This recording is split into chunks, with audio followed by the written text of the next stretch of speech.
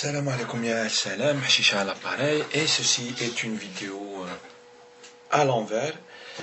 Je fais exprès en fait parce que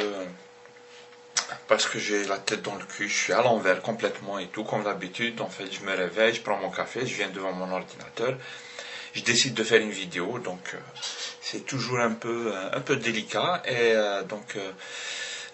cette vidéo, si je voulais la consacrer en fait comme ça en fait, parce que je suis de mauvaise humeur, on va dire. Et pourtant, on a toujours dit qu'il faut rester positif. Je reste positif et tout, hein. Mais quand même, je lisais les informations du bled et tout ça, et c'est vrai que la situation n'est pas bonne. Chacun il dira ce qu'il veut en fait, chacun pensera ce qu'il veut. Mais moi, je suis très pessimiste et dégoûté par la situation en fait. Je pense que tout le monde le sait. Vous imaginez par exemple, hein, cet été, tout l'été, en Kabylie, tout a brûlé en fait. De grandes forêts ont brûlé sans aucune intervention pour éteindre les feux. C'est-à-dire les feux ils s'arrêtent quand il n'y a plus rien à brûler, tout simplement. Il y a eu beaucoup de morts déjà. Il y a eu des morts, des vies humaines qui sont parties. Et les témoignages racontent que c'est carrément l'armée qui a mis le feu un peu partout, soi-disant pour traquer les terroristes en fait, parce qu'ils tirent dessus avec des hélicoptères, ils tirent avec des trucs je sais pas quoi, là ils mettent le feu et tout. Vas-y maintenant arrêtez le feu dans ce genre de conditions. Moi j'ai des amis qui ont été cet été et tout ça, et en revenant ils étaient alarmés. Ils étaient alarmés. C'est pas qu'ils ont eu peur, mais c'est pas ils ont eu peur pour leur vie, mais ils ont eu peur parce qu'en fait tout a brûlé, tout simplement, le bled il brûle. Ensuite, des informations par exemple depuis quelques jours là, des informations sur comment ça s'appelle, la corruption, les affaires, les tribunaux, Serqal, ils sont en train de faire mais un grand bordel du pays Algérie. Ils ont fait un grand bordel de notre pays, tout simplement. Ils pillent les caisses de l'État, le trafic. Pareil encore, je connais des gens, on passe notre temps là quand je vais voir des amis et tout, qui me racontent en fait je sais pas moi, hier j'étais avec un copain, donc il était au bled et tout, lui il a des affaires là-bas et tout ça, il fait du business et tout, je sais pas quoi là ce qu'il fait, et il me racontait un peu comment les gens procédaient par exemple par rapport aux banques, comment on peut décrocher des gros prêts, des prêts de 5 milliards. Tu vois. Et tout ça, c'est fait par des dessous de table. Tu donnes 10 millions à un directeur de banque, il te fait passer ton dossier avant les autres. Tu n'as pas les garanties pour avoir un prêt de 5 milliards. Tu vas voir le chef, le commandant de la gendarmerie, il va aller, je sais pas comment il procède, il prend son pistolet, il le pose sur la tête d'un responsable ou d'un responsable d'une caisse d'une banque, et il décroche l'argent. Tout le monde mange dans leur atelier. C'est un big bordel en fait. Et quand on fait fonctionner son pays de cette manière, vous savez ce qui se passe en fait, c'est que on va directement dans le mur. Il y a quelques fils de pute qui vont s'enrichir.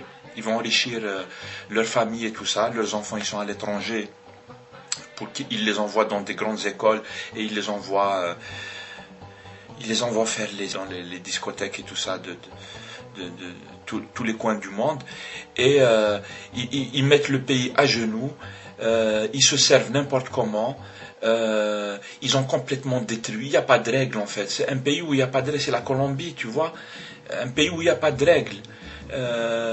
Comment voulez-vous que, par exemple, au niveau, malgré tout, je dis ça, je sais qu'il y a des gens qui vont être choqués, malgré tous les discours des politiciens de Bouteflika à la con et des ministres et des chefs du gouvernement et tout ça, qui passent leur temps bien sûr à nous prendre pour des imbéciles et à prendre le monde pour des imbéciles. Tout va bien, on va investir 50 milliards de dollars dans l'économie, on va faire ceci, cela. Ils se foutent de notre gueule en fait. L'Algérie, elle marche sur la tête, exactement comme cette vidéo, elle est à l'envers. Voilà, donc l'Algérie, elle marche sur la tête. Comment voulez-vous par exemple qu'on puisse faire une économie normale, Pas une économie saine, pas la meilleure économie du monde, mais une économie juste normale quand aucune règle n'est respectée. Aucune règle. Et les premiers à ne pas respecter la règle, ce sont les dirigeants qui sont au niveau de l'État. C'est eux-mêmes qui ont instauré le bordel, en fait. Puisque eux-mêmes, ils prennent. Vous savez, il y a des informations qui ont circulé et que même la plupart de la presse algérienne n'ose même pas reprendre parce que les rédactions de tous les journaux algériens, ils sont liés au gouvernement, chacun est lié à son officine et tout ça. Mais il y a des informations, par exemple, sur Khalida Toumi ou Khalida Mshkoupi, ministre de la Culture, dans son ministère, mais des milliards de dinars, des milliards de dinars partent en fumée, on ne sait même pas comment, par où ils passent, vers où ils vont, même si les gens, ils connaissent tous les noms, ils savent qui c'est, quel directeur a pris quoi, comment ils font pour blanchir leur argent, ils créent des bureaux d'études à la con, ils donnent des projets de 10 milliards à un bureau d'études que personne ne connaît, et tu cherches un petit peu, tu grattes, tu vois que le bureau d'études, il appartient à la femme des choses comme ça. En fait, nous, on le sait, mais les journaux, ils ont peur de parler de ça parce que les ordres, ils viennent de leur chef. Hein. Et donc voilà, l'Algérie, c'est Khalota, Balota, et c'est gravissime parce que dans quelques années, on va le payer très cher en fait. Ça va péter, ça va nous péter à la gueule encore. Ça va nous péter à la gueule, bien sûr.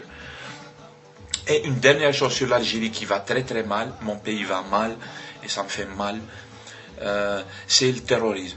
En fait, on n'en a pas fini avec le terrorisme. Et il faut le dire, moi c'est ma conviction. Je lis tous les jours les informations, je lis les analyses, je lis ce qui se dit. J'essaie de prendre du recul pour comprendre parce que c'est très difficile de comprendre ce qui se passe en Algérie. Et c'est pas un hasard, c'est fait exprès. Moi je me souviens bien d'un bouquin de quelqu'un que je connais, journaliste algérien qui s'appelle Youssef Zirem. Je ne sais pas si les gens le connaissent. Il a écrit un bouquin qui s'appelle La guerre des ombres. La guerre des ombres. Ça veut dire qu'il y a une guerre, mais on ne sait pas qui fait la guerre à qui.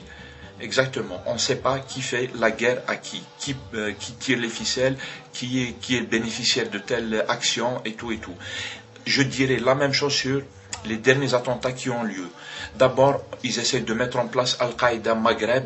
En fait, je suis convaincu que c'est une invention parce que créer cet épouvantail Al-Qaïda Maghreb, ça arrange beaucoup d'États, nos dirigeants, nos militaires, mais ça arrange les Français, ça arrange les Occidentaux, ça arrange les Américains, ça arrange les dirigeants marocains, les Tunisiens, ça arrange les dictateurs, ça les arrange, tu vois. Ça n'arrange pas le peuple, Inikufina, voilà. Et les derniers attentats sont, à mon avis, la preuve qu'il se passe, que le conflit au sein de l'État et des décideurs, il se passe quelque chose. Ils sont en train de, Bouteflika il paraît qu'il va crever, donc ils sont en train de se battre, qui c'est qui va prendre quoi, quelle part. Voilà, il y a un gros gâteau comme ça, un gâteau. Et ils se battent comme des hyènes, comme des chiens en fait, pour qu'ils mangent dans le gâteau. Et à chaque fois, l'autre fois, il y a le chef de la sécurité militaire qui a disparu. Là, il est mort d'une crise cardiaque. Et on imagine que, comme d'habitude, comme les animaux sauvages, ils vont sauter chacun pour prendre les parts et tout. Et hop, on crée des affaires en justice. Elles sont bâclées à fond, les affaires de justice. Elles sont bâclées inani. Des fois, il y a des gens gravement impliqués. Leurs noms sont cités. On les appelle même pas à la barre. Rien. Rien. Et pourtant, tout le monde le sait. Un petit camp directeur d'agence d'une boîte ou un truc comme ça, c'est aussi un camp. Hein. Tant pis pour leur gueule, les gens qui volent et qui se retrouvent devant les tribunaux. C'est comme ça, quand tu fais partie d'une bande de chiens, tu finis toujours par te faire mordre. Et voilà, un petit camp, on va tout lui mettre sur le dos, etc. Alors que des fois, des noms très très importants sont cités, y compris dans la sphère directe de la présidence et tout ça, mais on les inquiète pas ceux-là, parce que qui c'est qui va inquiéter le frère de Bouteflika. Et donc voilà, l'Algérie va mal, ça se passe très très mal, c'est le big bordel, et c'est clair que l'avenir ne peut pas être bien. Quand tu creuses un trou pour que les gens y tombent dedans, un jour ou l'autre tu tombes dedans toi-même, ou le décor que tu crées, la catastrophe, le cataclysme que tu crées, il va te toucher toi-même, ça c'est évident. C'est la vie qui est faite comme ça, donc voilà. Ça va très très mal au bled et c'est pas bien et moi je le prends mal, je le vis mal, j'essaie de le dire. J'ai mis ma vidéo à l'envers parce que, à mon avis, ça symbolise bien la situation en Algérie. Voilà, c'était tout. Sahar Mdan comme ceux qui nous écoutent. C'était la vidéo de Chicha du 21 septembre 2007 à poster dans YouTube dans quelques minutes. Ah, bonne journée et bon week-end.